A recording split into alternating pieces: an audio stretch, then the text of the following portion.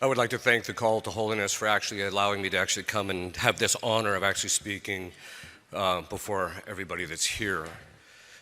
We talk a lot about holiness, and a lot of times when you hear discussions of it, they'll say things like, well, becoming holy is essentially like becoming godlike, which is true. Or they will say it's bringing our life into conformity with the life of Christ, which is also true. But a lot of times that's pretty nebulous for a lot of Catholics who don't really know what that even really looks like. So I thought before I would actually talk about how spiritual warfare actually helps us to gain holiness in the process of our own spiritual advancement, I thought it would be a good idea just to talk a little bit about what holiness actually is in order to achieve an end, which is what our holiness actually is. In fact, the authors before the Second Vatican Council used to refer to the mark of holiness of the church as the finality for which the church was actually created, that is, for us to become holy. I thought it's good if in order to know the end, we have to first know the end, and then from there we can know the means to the end. It's hard to direct a means to the end, which is quite important because there are specific means that are employed in the spiritual warfare by which we become holier. So I thought it'd be a good idea, let's talk about the end first, and then we can see how we can conform to that. So what is holiness? Well, sanctity, if you actually look at the way the authors talk about it, they say that it is basically that we have excellence in grace, right? So what grace are we talking about? We're talking about sanctifying grace. So what's the definition of sanctifying grace? Well, the definition of sanctifying grace, and don't worry, there's not an exam after this. The definition is an entitative habit residing in the essence of the soul by which we participate in divine nature. Okay, I want to unpack that just a little bit. Entitative habit means that it's a real thing. It's something that we have. Sanctifying grace qualitatively changes our soul. Unlike Martin Luther, who just said it was God's perception that changed, which is rooted in falsity, right? That's one of the ways we know it's almost diabolic in its nature, that we're wretched for all eternity, but it's just how God looks at us. How is that not any different from the way the demons kind of feel, right? In some degree. But it qualitatively changes us. What's this quality? Well, God is goodness itself, and we know that what pleases us is what is something that is actually good. And so when something is good and it pleases us, right, so then basically that's what grace actually does, because if we participate in divine nature, we are participating in God's goodness, and as a result of that, God is pleased with us. You see, most people don't make the distinction between the fact that God loves all of us and the fact that there are some people he's pleased with and some people he's not. And anybody who is a parent of a teenager knows that distinction, right? And so this is a key point, because even though God loves us all and he's working for our salvation, the fact of the matter is that those of us who are in the state of sanctifying grace, and the principal way we first come into it, getting that first grace, is through baptism. And then if we lapse into mortal sin, then we have to go to confession in order to be brought back into the state of grace. But it means that this quality that is in us, this participation in divine nature, means that there's kind of a supernaturalization of the individual. We're not God, but we participate in his divine nature in some way. And they've talked about how this is a mystery. We don't really know exactly how this actually works. But we do know certain things from the definitions of the church and the way that the saints and theologians throughout history have taught, that it's sanctifying grace that makes us pleasing to God. And it's sanctifying grace, which is, they used to call it the saving union, which basically means because I'm participating in divine nature, God looks at us, sees that reflection of his goodness in us, is pleased, and as a result, he will not cut us off from him. It's our salvation in a certain sense. And so that participation in divine nature is what we want to achieve. Now, every quality is by degree. And how do we know this? Well, the color of your hair is a quality, the saints say, and the theologians and philosophers say. And so there's people whose hair is more blonde than others, people who's more gray than others, some people who's just completely white. And so it's the same thing in relationship to our soul. It's by degree. how much sanctifying grace you have in your soul depends on a few things. And that's what we want to talk about, because that's going to become the hinge issue in relationship to the diabolic warfare. So this degree of participation in angels, how much sanctifying grace they have was directly proportionate to their nature. And that meant that one angel was more holy than another just by that degree of or how high his nature was. And so that meant that's how holy it was. But with human beings, it's a different kind of a matter. The angels got to only do one act of merit in their life. So when they made a choice, that fixed their degree of sanctity at that level, and that which is according to their nature. So they can't go up in how holy they actually are. They can only, once they make the choice, that's it. Now, some of the saints and some of the authors say that when some of the angels fell, it left gaps in the hierarchy of grace. And as a result of that, God created man in order to fill those gaps of the hierarchy of grace. Now, human beings in the order of nature are below the angels. And as an exorcist, I can tell you, their level of intelligence and their ability to do things is so drastically above ours. You realize that we are behind the eight ball, but obviously the big equalizer is Christ. But the point being is that for human beings, every time we perform an action, there's three things that are required in order to increase how much grace we have. So we can actually increase this participation in grace, because we know, for example, Padre Pio is holier than I am, for example. We know that. In fact, one time I was with a group of priests, and I was talking about how merit of one individual can actually gain more on the side of what God is requiring than another person. And I said, and we know this intuitively as Catholics, right? So I told this group of priests, if you had to make a choice between having Padre Pio offer your Mass and one of you guys in here offer your Mass, who would you choose? And one of them said, well, that's not fair. I'm like, no, it's exactly fair. We all know we choose Padre Pio, right? And the reason being is because the holier you are also means something else. It becomes the fact that you're in the state of grace becomes the foundation of merit. What does merit mean? Merit is something that's due a reward. One of the things I get a lot of blowback in, but this is something that most people don't understand. St. Thomas Aquinas says that and actually this is the whole tradition of the church, if you are in the state of mortal sin, there's obviously you can't get yourself back into grace except by going to confession or having a perfect act of contrition, which is an extraordinary grace, according to most authors. So that basically means, though, that if you're in the state of grace, you have to be in the state of grace in order to merit. Why is that? Well, merit means that you're due a reward for something. Well, reward means it's a matter of justice. And as human beings, if we're not in the state of grace, it means we're purely natural in our constitution. And that means that any good work we do is due only a natural reward. It's not due a supernatural reward. But if I'm in the state of grace and I'm participating in divine nature, that means when I perform an action, then it can be actually due a supernatural reward. And so as a result, one of the supernatural rewards can be an increase in grace.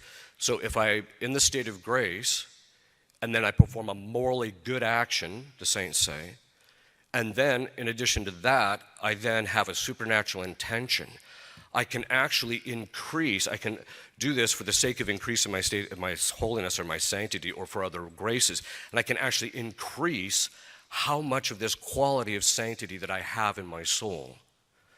This is a really important point, because if we're not in the state of grace, we're not due that reward. It's only when we're in the state of grace that we're actually due that reward. And this is why St. Thomas says, does God hear the prayers of sinners? And the sinners is just another name for those who are in the state of mortal sin. And he says, no, he doesn't listen to their prayers, except insofar as it's necessary to get them back into the state of grace. And by that, he's saying that in the end, it's not due a reward. The prayer that someone does in the state of mortal sin is not due a supernatural reward. This is why demons are constantly trying to get us to fall into that state of mortal sin. It's also why there's so much confusion about grace and the doctrines that revolve around grace today, and especially regarding merit. Okay, so but basically what this means is we can perform actions to increase how much of this quality that we have in our soul that makes us pleasing to God, so that the more we have of it, the more pleasing we actually become to God. So what I said, you had to perform good actions. So basically, that means that I'm going to have to perform an action, if it's good, that by nature is going to increase my virtue. You see, one of the reasons why Our Lady's prayers are so efficacious in the sight of God, other than the fact that the saints say anything she asks, she gets, but it has to do with the fact that if you have to be in the state of grace and you're performing the action for a supernatural intention and you're actually performing a meritoriously good act, that means that the building of virtue, as St. Thomas says, is voluntary. But that basically means that every single action Our Lady ever performed voluntarily in this life was morally good. She was in the state of grace, and because of her burning charity, it meant that every single action she ever performed did two things. It increased how much sanctifying grace she had in her soul, and it also increased her virtue. Every single action she did built virtue, which makes her different from everybody in here, right? All of us have performed things that reduce our virtue or affect our virtue. So this is why the authors say that the definition of sanctified perfection, which is what holiness actually is excellence in grace. I have a lot of sanctifying grace in my soul, and the adornment of the soul of all of the virtues.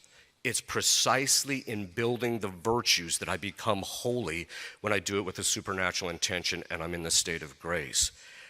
So our goal is to have this excellence in grace. Now, and that means that the means is the virtue. That's where the intersection of the diabolic warfare comes into play, because of the fact that it's precisely in spiritual warfare that we build virtues in a degree that we wouldn't otherwise. You see, most human beings are pretty mediocre in their spiritual life. And one of the reasons God draws, or allows, I should say, demons into the lives of people is precisely to afflict them, so that in the process, they actually have to build the virtue to climb their way out. This is something that we see with possessed people all the time. Some of the most holy people I have ever met are people who are possessed when they fight the battle. But I want to talk concretely about this building of virtue thing, because this is what the demons are constantly trying to get us not to do. So a virtue is something that perfects our faculty and inclines us to performing good actions, right? And there's three kinds of virtues. There's the acquired virtues: prudence, temperance, fortitude, and justice. And we're going to return to those here in a minute. And then there's the infused virtues. So once you're in the state of grace, God infuses in your soul supernatural prudence, fortitude, temperance, and justice. And what's the difference between the acquired virtues and the supernatural ones? The difference is that acquired virtues have a natural end. So for example, if I'm going to do fasting, and St. Thomas even says that the natural law commands all the virtues, and fasting is that the virtue of fasting is one of those virtues, then that basically means that what's going to happen is I'm going to have good health as a result of it, which they're discovering more and more, that if we fast on a regular basis, do intermittent fasting and things of this sort, it actually aids our health. But it has as its end something natural. So prudence, natural prudence, just has in governing our lives well so that we have a suitable life that we could actually live normally, which of course we're seeing that in our own culture there's a complete lack of just suitable living. But the difference between that, the natural virtues, and the supernatural virtues, is that the supernatural virtue has God as its end. The first time I read St. Thomas and he said that charity is the form of all the other virtues, I just scratched my head. It took me a while. In fact, I had to read secondary authors and quite a few of them to finally get the actual explanation of it. And it basically boils down to this: charity is love of God and love of neighbor for the sake of God. It's not just love of neighbor. In fact, Christ said, look, the Gentiles do as much. but it's love of God and love of neighbor for the sake of God. It's under the aspect or the perspective of doing it for God's sake. So basically what that means is that form, that perspective for God's sake is the form or the perspective under which those supernatural virtues are taking. I'm prudent for God's sake. I'm just for God's sake. I'm going to fast for him because I love him, right? So this is why I'm going to do it. Not just because I want to trim, a trim figure or something like that. That's just a natural consideration. But if all those virtues are infused in us, if we're in the state of grace, why is it that people who are in the state of grace, which I hope most of us are here, why aren't you all acting perfectly like saints and perfectly virtuous all the time? See, as an exorcist, actually, even as a priest, you can always tell everybody that nobody in this room is a saint, right? And the reason you can get away with it is because if you are a saint, you're like, you're right, Father, I'm not a saint. Whereas if you think you're a saint, and you say, well, that's not true. Well, we already know you're not a saint. All right. So there's certain things you can just get away with. It's like shooting ducks in a barrel. You know you're going to get away with it, right? And you know you're going to hit it, right? But anyway, the question then is, why is it that all of us aren't acting perfectly if we're in the state of grace? And this is where the key thing comes in relationship to the diabolic. St. Thomas says that the supernatural virtues, even though they're infused in us, can only become operative, they can only become active in our lives when we remove our vices or our spiritual defects in the natural order. What does that mean? I'm not going to have a supernatural virtue, or exercise the supernatural virtue of temperance if I'm not fasting, if I don't already have the natural virtue of fasting. This is the whole reason for the active purgative way. We have to do everything on our part to build our natural virtue, to remove the defects so that it doesn't block the operations of these higher virtues, he says. This is where demons become very important because they have a twofold relationship to these defects. The first is they use them and they pick at them and they constantly try and engender them in people because they know even if you're in the state of grace, they can block these higher operations just by getting you sucked into these lower defects and disorders.